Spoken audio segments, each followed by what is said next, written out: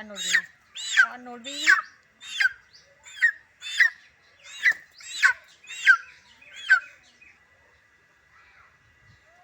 নমস্কার বন্ধুরা, সুন্দরবন ভিলেজ কুকিংয়ে আপনাদেরকে স্বাগত। তো বন্ধুরা, মুরগিটা প্রচণ্ড ছটফট করছে। তো যেটা বলছিলাম, তো বন্ধুরা আজকে আমি চিকেনের একটা অসাধারণ রেসিপি বানাবো। তো বন্ধুরা প্লিজ পুরো ভিডিওটা আমার সাথে থাকবেন।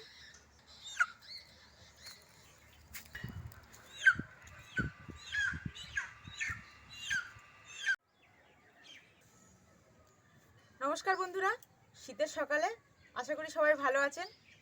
তো আমি আজকে বানাবো মাংসের ঝোল, একদম গ্রাম্য পদ্ধতিতে। প্রথমে আমি মাংস রান্নার জন্য মশলাগুলো তৈরি করে নেব। তো মশলাগুলো নিয়েছি দেখুন। এখন আমি নিয়েছি আদা রসুন ছাড়িয়ে নিয়েছি, এগুলো শিলে বেটে নেব। ধনেপাতা, কাঁচা লঙ্কা, পেঁয়াজগুলোও ছাড়িয়ে নিয়েছি, তেজপাতা, শুকনো লঙ্কা, গরম মশলার গুঁড়ো। এই গরম মশলাটা আমি শিলে বেটে গুঁড়ো করে রেখেছি। আর হলুদ, লবণ, তেল এগুলো তো আছেই। তো এখন আমি মশলাগুলো বেটে নেব। এখন আমি আদা রসুনটা বেটে নেব।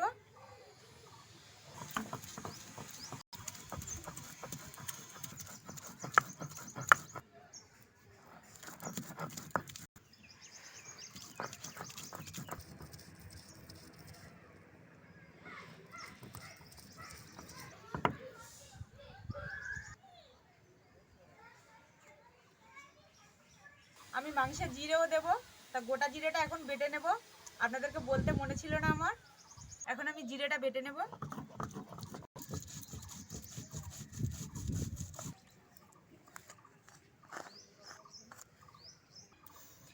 আমি এই মাংসটা রান্না করার জন্য এই দুটো আলু ব্যবহার করব। আপনারা চাইলে একটু বেশি আলু দিতে পারেন। এখন আমি আলুগুলো কেটে নেব। প্রথমে এই গায়ে যে খোসাটা রয়েছে সেই খোসাটা এখন আমি বটির পিছন দিক দিয়ে ছাড়িয়ে নেব। দেখুন ডলা দিলেই উঠে যাচ্ছে। এগুলো নতুন আলুই হয়, পুরাতন আলু কিন্তু এরকমই হয় না।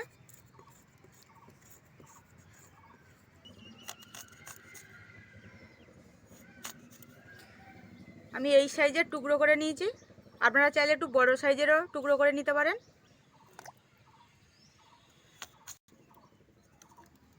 এরপর পেঁয়াজগুলো কুচিয়ে নেব।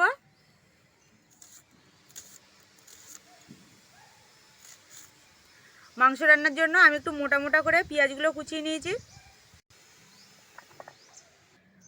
আমি কাঁচা লঙ্কা, গুঁড়ো লঙ্কা দুটো ইউজ করব। তা কাঁচা লঙ্কার ভাগটা একটু বেশি দেব, আর গুঁড়ো লঙ্কার ভাগটা একটু কম দেব। এখন আমি কাঁচা লঙ্কাগুলো কেটে নিচ্ছি। দেখুন এরকম চিড়ে নেব।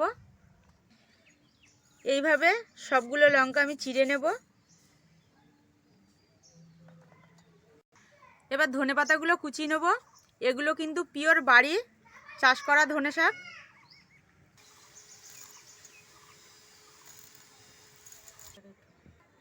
বন্ধুরা, আমি সুন্দরবন স্টাইলে মাংসটা রান্না করব। সব বাটা মশলা ব্যবহার করব, আর দু একটা গুঁড়ো মশলা আছে সেগুলো আমি প্রথমে শিলে বেটে গুঁড়ো করে রেখেছি। আমি মাংস রান্না করার জন্য কয়েক পিস মাংস নিয়েছি। এই মাংসগুলোকে ছোট ছোট টুকরো করে কেটে নেব, কারণ ছোট ছোট টুকরো করলে মাংসের ভিতরে মশলাগুলো ঢুকে যায় আর খুব টেস্টি লাগে।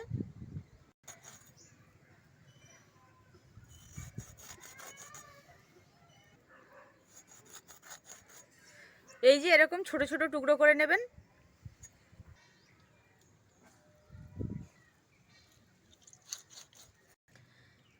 এখন এই বড় পিসগুলো ছোট ছোট টুকরো করে নেব।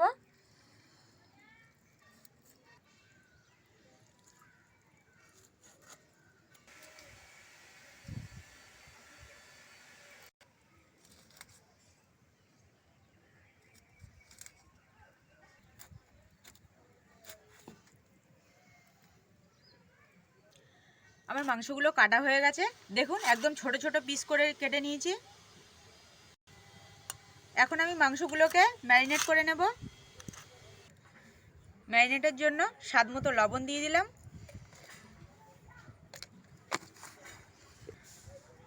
পরিমাণ মতো হলুদ দিয়ে দিলাম, আর দিয়ে দিলাম সরষের তেল। এবার বেশ ভালো করে মাখিয়ে নেব, নিয়ে আধা ঘন্টার জন্য ঢাকা দিয়ে রাখবো। আপনারা চাইলে ফ্রিজেও রাখতে পারেন। উনান জ্বলে উঠেছে, কড়াইটা বসিয়ে দিলাম। কড়াই গরম হয়ে গেছে, সরষের তেলটা দিয়ে দিলাম।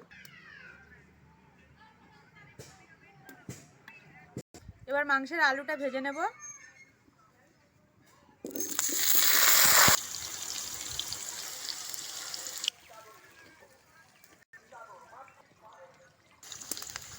আলুগুলো ভাজা হয়ে গেছে, এবার একটা বাটির মধ্যে তুলে নেব। তেলটা গরম হয়ে গেছে, এবার একে একে মশলাগুলো দিয়ে দেবো। প্রথমে তেজপাতা দিয়ে দিলাম, এরপর পেঁয়াজ কুচি,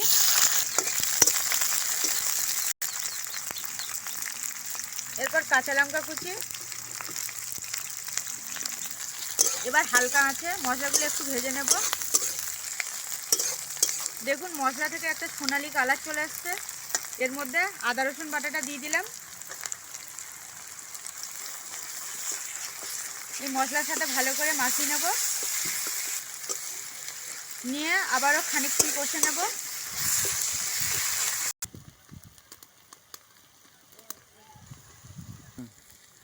মশলার মধ্যে আমি স্বাদ মতো লবণ দিয়ে দিলাম, পরিমাণ মতো হলুদ,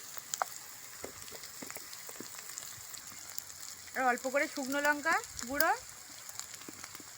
মশলাটা আমার ভালো করে কষা হয়ে গেছে, এবার মাংসটা দিয়ে দিলাম, ম্যারিনেট করা মাংস।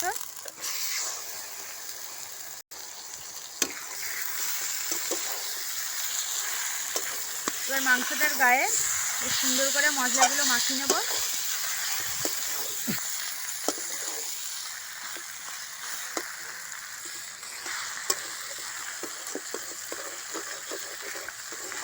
এইভাবে মাংসটা আমি 10-15 মিনিট ধরে কষে নেব। আমার মাংসটা প্রায় কষা হয়ে এসছে, তা এখন জিরে বাটাটা দিয়ে দিলাম, দিয়ে ভালো করে মাংসের সাথে মিশিয়ে নেব। দেখুন মাংসটা কি সুন্দর কালার চলে এসছে, আর একটা সুগন্ধ বেরিয়ে এসছে।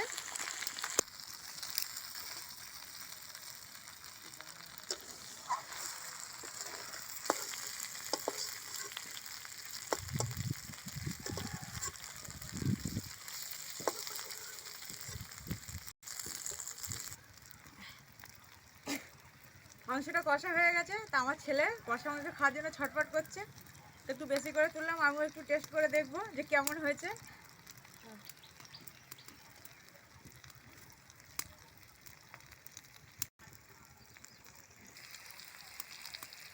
কষা মাংস তাই অসাধারণ টেস্ট হয়েছে, আরও তো রান্না বাকি রয়েছে।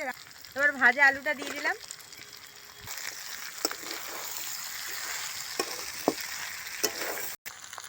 আর মাংসটা পুরোপুরি কষা হয়ে গেছে। এবার জল দিয়ে দেবো।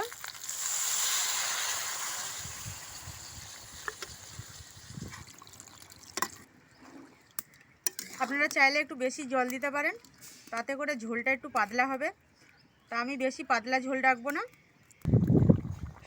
মাংসটা আমি 20-25 মিনিট ধরে ফুটিয়ে নিয়েছি, মাংসটা প্রায় হয়ে এসছে। এবার ধনেপাতা কুচিগুলো দিয়ে দেবো।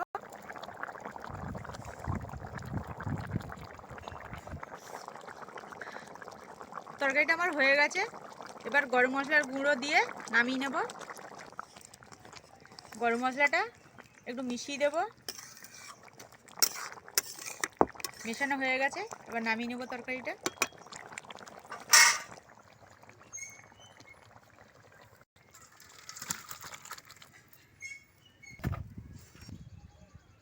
বন্ধুরা আমার রেসিপিটা প্রস্তুত, তো এখন টেস্ট করার পালা।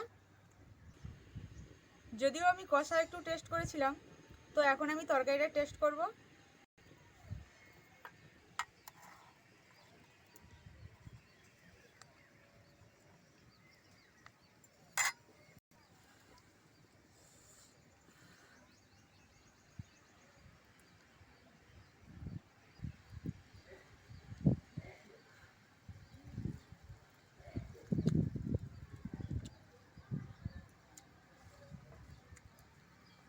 বন্ধুরা খুব সুন্দর হয়েছে, অসাধারণ।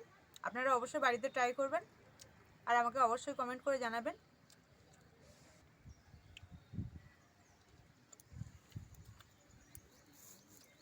আর আমার চ্যানেলটাকে সাবস্ক্রাইব করতে ভুলবেন না।